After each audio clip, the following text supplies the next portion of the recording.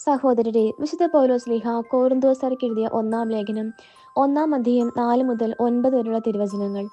യേശുക്രിസ്തുവിൽ നിങ്ങൾക്ക് കൈവന്ന ദൈവകൃപയ്ക്ക് ഞാൻ നിങ്ങളെ പ്രതി ദൈവത്തിന് സദാ നന്ദി പറയുന്നു.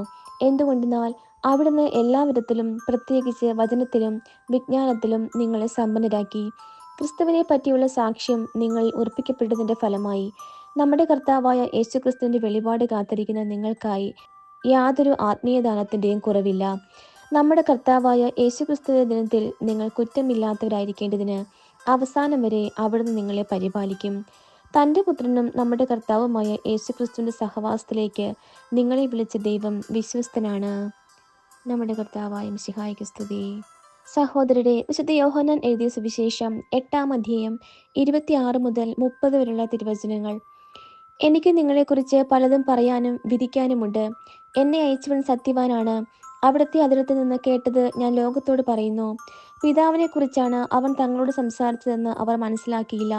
അതുകൊണ്ട് യേശു പറഞ്ഞു, നിങ്ങൾ മനുഷ്യപുത്രനെ ഉയർത്തി കഴിയുമ്പോൾ ഞാൻ തന്നെയെന്നും ഞാൻ സ്വമേധയാ ഒന്നും പ്രവർത്തിക്കുന്നില്ല.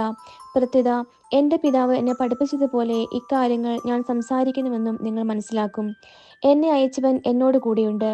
അവിടുന്ന് എന്നെ തനിയെ വിട്ടിരിക്കുകയല്ല, കാരണം ഞാൻ എപ്പോഴും അവിടത്തേക്ക് ഇഷ്ടമുള്ളത് പ്രവർത്തിക്കുന്നു. ഇത് പറഞ്ഞപ്പോൾ വളരെ പേർ അവനിൽ വിശ്വസിച്ചു. നമ്മുടെ കർത്താവായ മിശിഹായ്ക്ക് സ്തുതി.